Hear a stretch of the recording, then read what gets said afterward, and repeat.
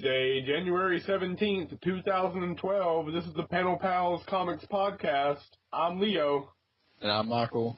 And this week we're going to talk about the indie game, Amnesia, The Dark Descent. We're going to do our StumbleUpon segment, talk about the webcomic Nothing Is Forgotten by Ryan Andrews, and talk about our comic of the week, Invincible. It's an Image comic written by Robert Kirkman.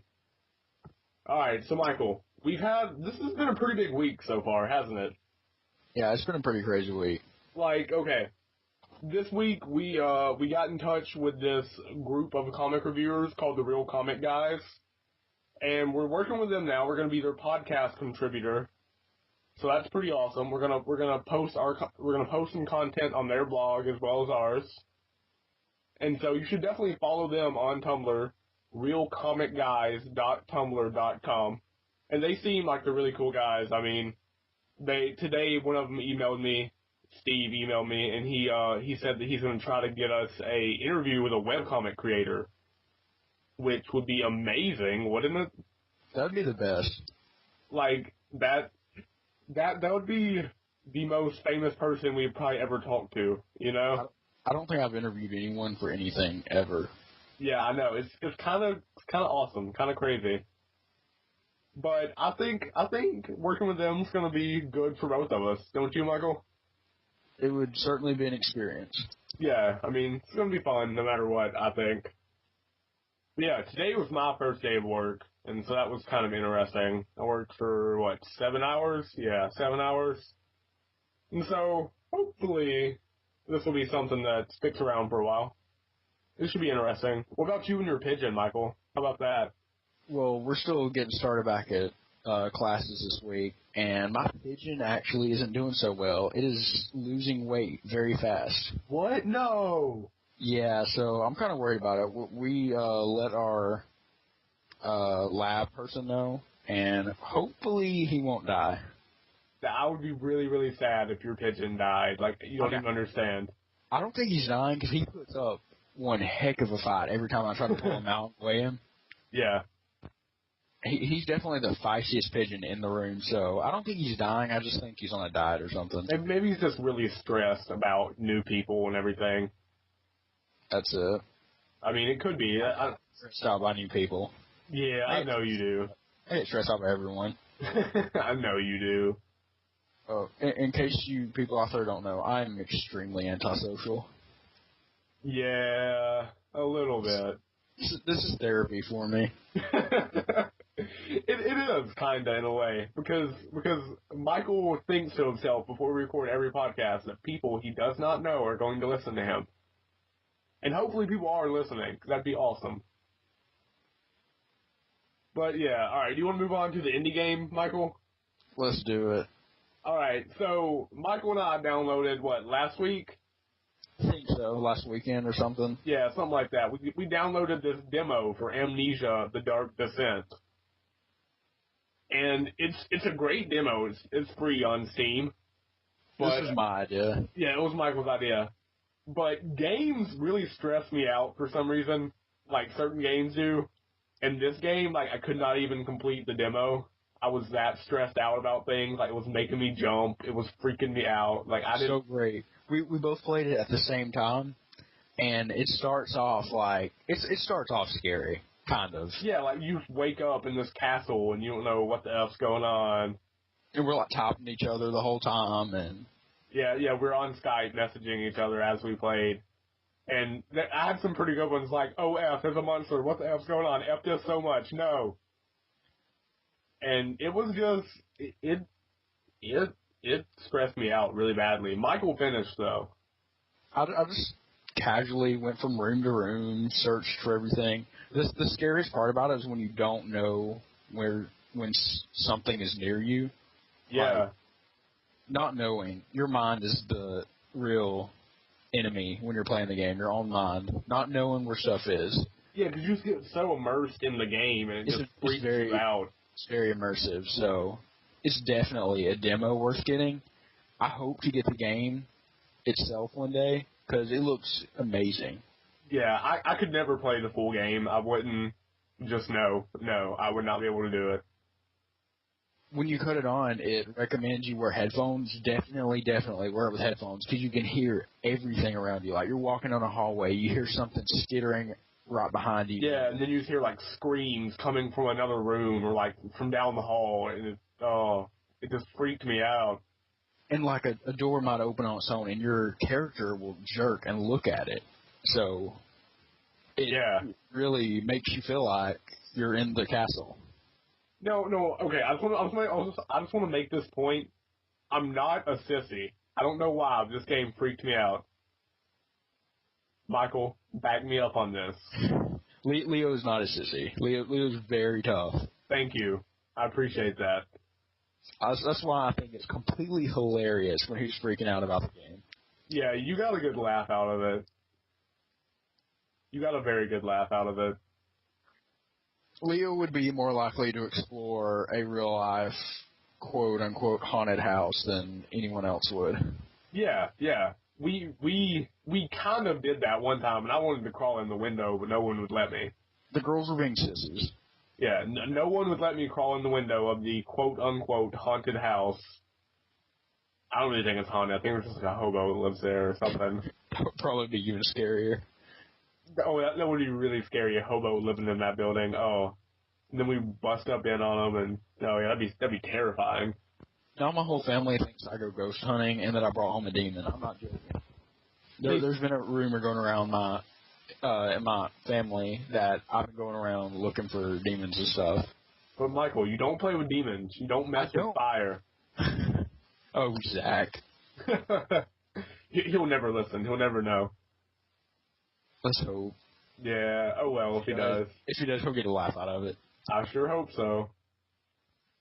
Alright, do we want to move on to our StumbleUpon segment? Let's do it.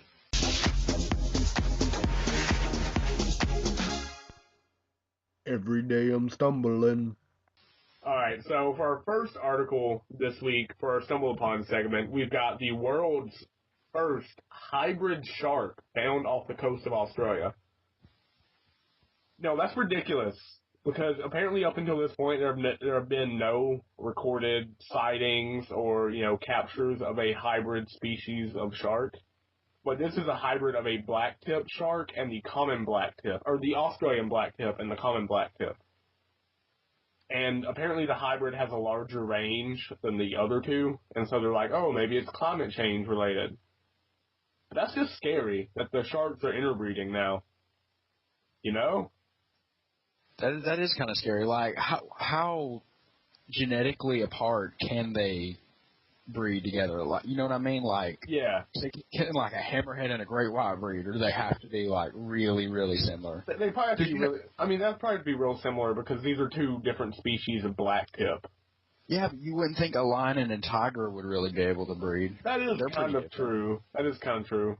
Or a whale and a dolphin, or a killer whale rather, which is a dolphin, but still. They're pretty different. And are they, like, sterile? Or do we have to worry about them taking over the ocean? I don't know. That's a really good part. That's a really good point, actually. But, okay, it actually says right here, it says, initial studies suggested the hybrid species was relatively robust, with a number of generations discovered across 57 specimens. So apparently they're reproducing. Okay, then. That's kind of scary. Need to stay out of the waters.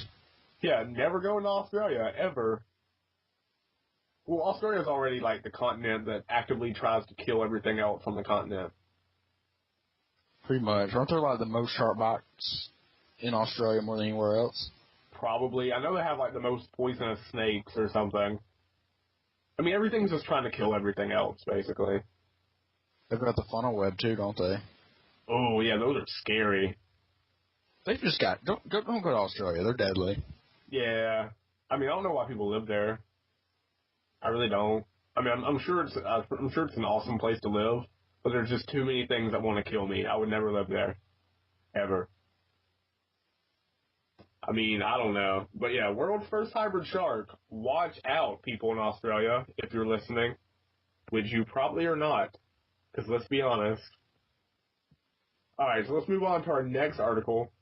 German pop diva arrested for allegedly infecting lover with HIV. Now, this is a story from 2009, so it's kind of older.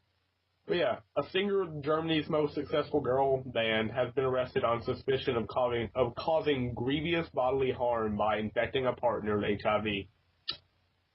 That's pretty crazy. She must be, like, really crazy to do that, you know?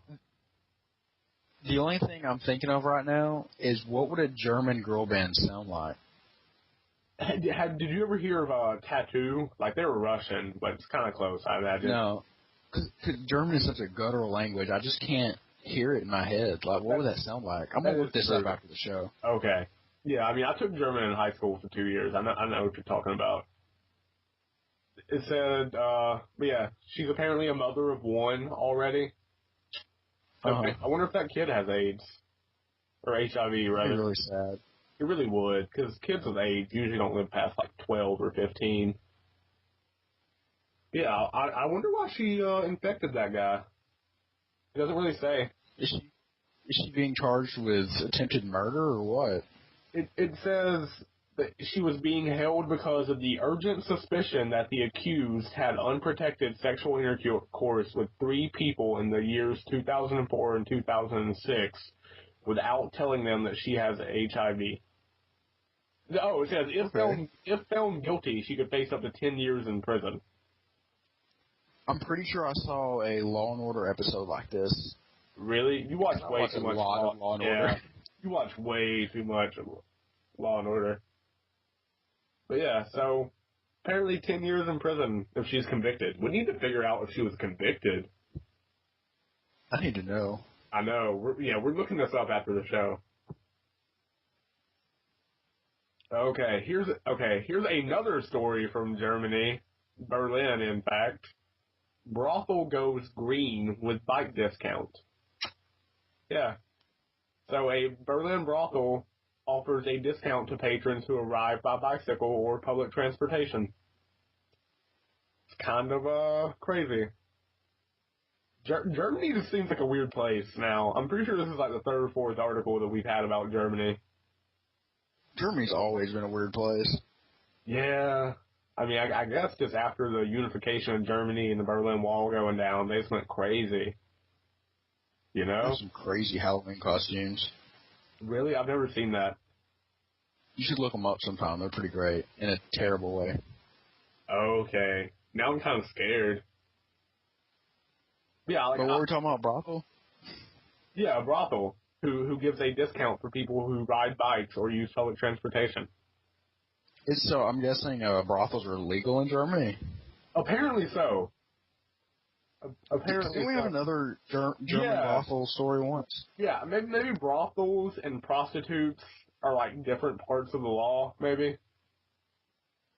Maybe you have to be like registered to work at a brothel rather than just like working on the street corner. Maybe that's how it works. I don't know. Germany's crazy.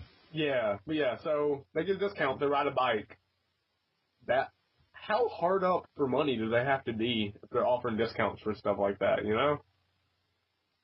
It's a pretty strange discount, though. It really is. I mean, of all the things you could possibly discount, why bikes?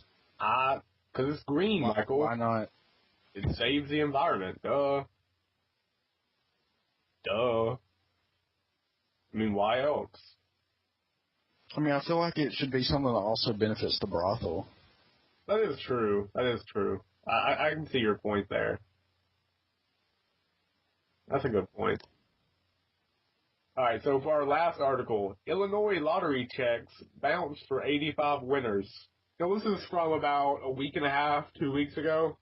Yeah, so apparently the Illinois lottery, they wrote 85 different checks to different people, with a total of about $159,000, and all of them bounced because the bank failed to authorize, like the lottery's bank failed to authorize it. So, I imagine those people were pretty darn mad. You know? That would ruin my day. I know. In a terrible kind of way. Like, hey, you won the lottery. Oh, just kidding. You can't get the money. JK. No money for you. Yeah, so this one woman who won $1,000. She said, I deposited it the same day and went ahead and paid some extra Christmas bills. And then it bounced. I would cry. So they're still going to get their money, though. Yeah. Yeah, it says they're going to get their money. The lottery is going to pay for any bank fees that they get charged with.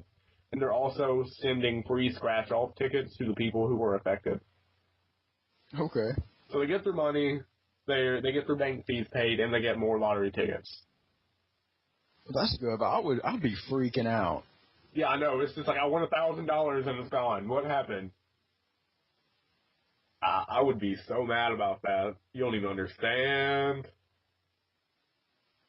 And so now we're going to move on to our webcomic of the week, Nothing is Forgotten by Ryan Andrews. Now, this isn't necessarily a webcomic as most people would think of them, like XKCD or, Cyanide and Happiness. This is like basically a graphic novel on the internet, you know? Wouldn't you agree, Michael? Yeah, short one you can read in like 5 minutes. But... Yeah, there's only like, I think 4 or 5 chapters. And it's like, I don't know. All the chapters are just like one giant page on the website. There's only like 4 or 5 of them. So it's really short, but it's really good in my opinion. Because there's no dialogue, which, I don't know, adds something to the story. Don't you think so? Yeah, I like just looking at it and trying to figure out what's going on, and the way the artwork is really adds a lot more than dialogue ever could, I think. It does have very good artwork, that's true. And, like, a basic kind of synopsis of it is, in the first panel, you see this little boy and his mother at a funeral, which you later find out is his dad's funeral. And so after they get back from the funeral, he runs off into the woods, and he falls, and he passes out, and then he wakes up, and it starts to rain, and he sees this giant, like, monster. It's like a blob of darkness or something. I don't really know how to describe the monster. If you've ever seen... Think of the things from Twilight, Legend of Zelda Twilight Princess. They kind of look like that. They do. They also kind of look like, if you've ever seen Princess Mononoke, it looks like the weird evil tendril monster things. It looks kind of like that. You've never seen it, I don't think, Michael. No. It's a great anime, though. We'll have to talk about it at some point, I'm sure. I don't watch a lot of anime. Yeah, no, neither do I, but that was a good one. But anyway, so the monster, it's not really a monster, because it gives them an umbrella. And so it's raining, and he has the umbrella from the weird creature thing, and he stays there the night. And then he goes to give it back to the creature, but then his mom comes with a search party, and they take him back to the house, and blah, blah, blah, blah, blah. And so then, like, the last chapter is him showing up as an adult to give back the umbrella to the creature, which I thought was really cool, because, even after all those years, like the comic, like the name of the comic, even after all those years, nothing was forgotten by him. He remembered what that creature did for him, which I thought was kind of nice. It was a nice little wrap-up, really. But there was a cliffhanger ending, because he climbs down into the tree where the creature is, and then that's it. So what do you think happens in the tree, Michael? Well, but what happens earlier is a bunch of people come up, they board up the tree. Yeah, I forgot to mention that. So it makes you wonder why they boarded it up. Like, they obviously know that something lives down there, but what is it? Is it evil, or yeah? Why did they board it up? That's a good point. I forgot to mention that. But yeah, so what do you think happens when he climbs down in the tree? I don't know. Me either. But I kind of feel like something terrible happened to him, actually. That's probably just me being morbid, though. See, I don't know. I feel like maybe something terrible did happen, but I don't know. I feel like something good would happen simply because the creature's already watched out for him, Yeah, I did give him an umbrella. Yeah, he took the creature's umbrella forever, basically. But those people out in the woods, they were, like, carrying weapons and stuff. Yeah, they had, like, guns and stuff. They were... they were ready for something. Yeah, so. that search party was not playing around. But, I mean, hey, they found the little boy. That's all that really matters, I guess. All right, do we want to move on to our comic of the week, Michael? Let's do it. All right, so the comic of the week, Invincible. It's an Image comic created by writer Robert Kirkman and artist Corey Walker. Now, Invincible has what, like 87 issues, I think. Yeah, so this will keep you entertained for a good long while. Yeah, it's a long running, ongoing series, and it's been.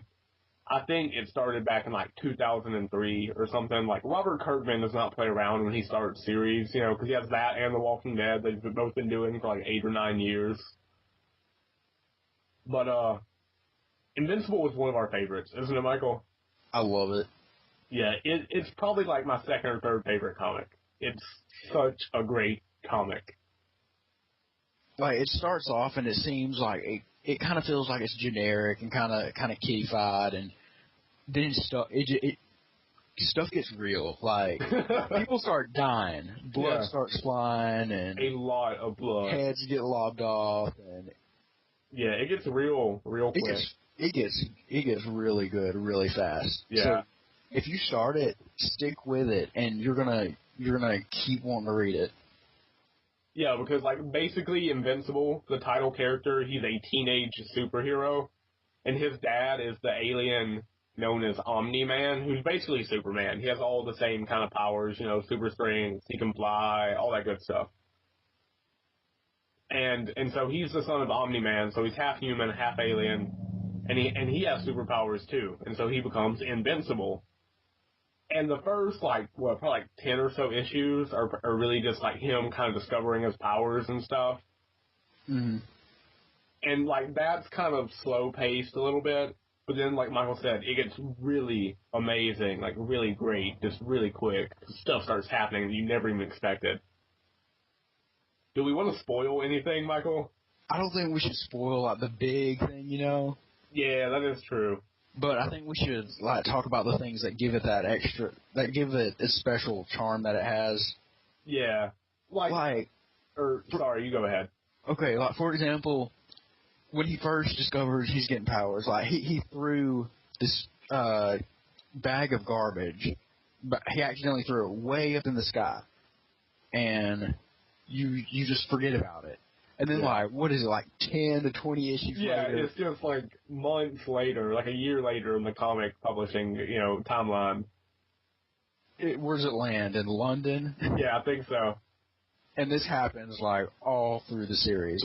Something tiny, insignificant might happen, and you'll see it come up later, or they'll think they beat someone, and you'll find out that they just been in hiding, and it'll come back to them every once in a while they're gathering strength, and then 10 issues later you'll see them getting a little bit stronger. Yeah, I do like how they kind of just plant seeds of future plots, and then use them 20 issues later.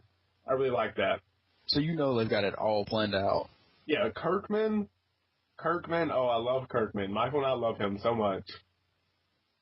Because he is just wonderful. He writes 2 of our favorite comics. He is great. We cannot express our love enough for him, can we? I draw pictures of me and him. Mr. Michael Kirkman. We should probably take that part out. No, we're leaving that in there, Michael. And this is staying in there too, but it's okay. Okay. But no, Invincible's a great comic. It's got a great story. I mean, it has a lot of how Mark is the name of Invincible, that's his real name, has a lot about how Mark kind of, matures and evolves as a superhero, and how he kind of tries to find his own path, different from his dad's or other people. And it's just a great comic. And plus Mark is super BA, no doubt about it. Doesn't he, punch through somebody's chest at some point? So many people get their chest punched through. That is true. That does happen a lot, which makes it a great comic. So many people die. So many great plot twists happen. Yeah. Or no, Martin does headbutt someone to death one time. He does do that. Oh yeah, that's pretty great. Yeah. After someone rips his intestines out at one point. Yeah. Which he survives. Because he's invincible. They make that joke a lot, too, in the comic. Because it'll be a bad guy, and he'll be like, what's going on? How are you so strong? And Mark will be like, haven't you heard? I'm invincible. the comic makes fun of itself sometimes. It does. In a clever way. Like, it makes you laugh. It's not cheesy. Yeah. And Mark reads comics in the comic, so it's kind of meta comic right there. But anyway, he reads comics, and at the same time that Kirkman was trying to do like a year where he was on time every month, the comic creator in the series was also trying to do that. And so I don't know, it's kind of great. He kind of pokes fun at himself too, in a way, which is always nice, for a writer, a comic book creator who's not so full of themselves, It's a really refreshing series. Very different. It is. I'm really glad that I randomly found it on the internet and then shared it with you, shared the love. Yeah, I'm new to the whole comic scene, but I still love it. Yeah, you've been reading for what, like 6 months, 7 months, something like that? Oh, has it been that long? I think so. I think I started you on comics back during the summer. Oh. Yeah, I know. I've had time to read a lot of them, though. Yeah, but you have like, what, 3 or 4 that you keep up with. That's true. I mean, that's about how most serious comic people do. I like to keep busy. Mm-hmm. I have like 7 that I keep up with, I think. I like to keep busy as well. But no, Invincible is a great comic. Like 87 issues. They collect every like 6 or 8 issues in a trade paperback. So you can pick those up as well. So look, go buy Invincible. Or download it on an ebook or whatever you gotta do on a comic app, whatever it is that you do. I don't know. Are we gonna rate it? Oh yeah, what's our rating, Michael? I'd give it either an 8.5 or a 9, just because it's so good. I'm giving it a 9. I mean, it is really good. It's definitely in my top 3, because I'm trying to, like, my top one is Walking Dead. My second favorite is Sweet Tooth. And then Invincible is my third, but they're all so close together. But I don't want to all give them the same score. Yeah, I understand.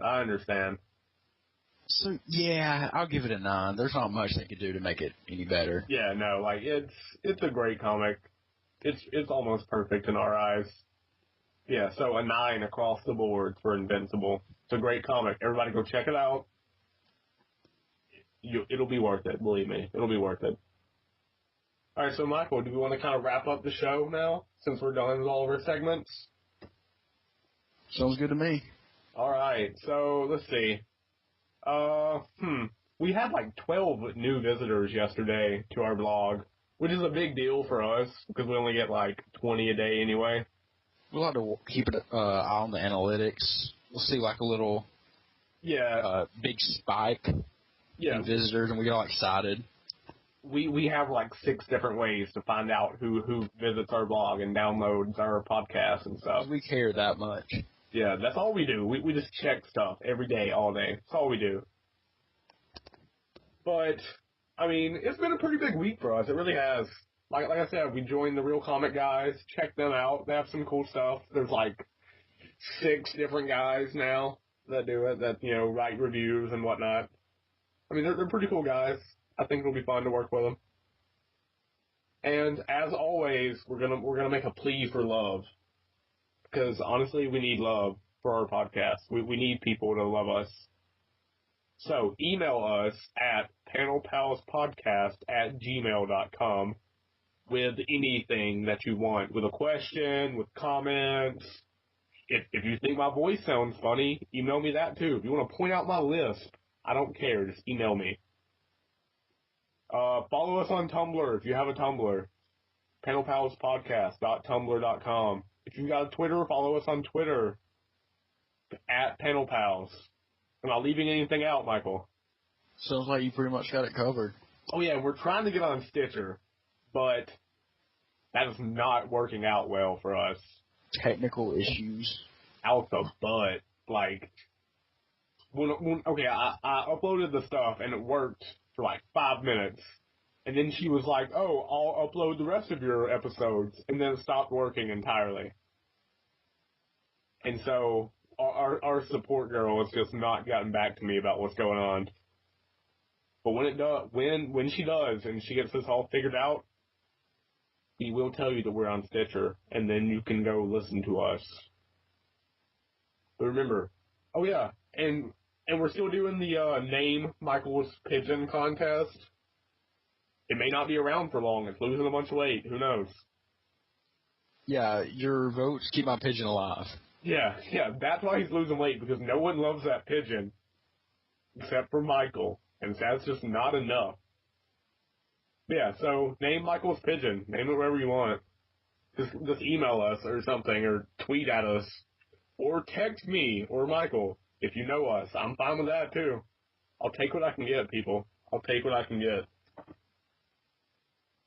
Yeah, so I think that about wraps it up for this show.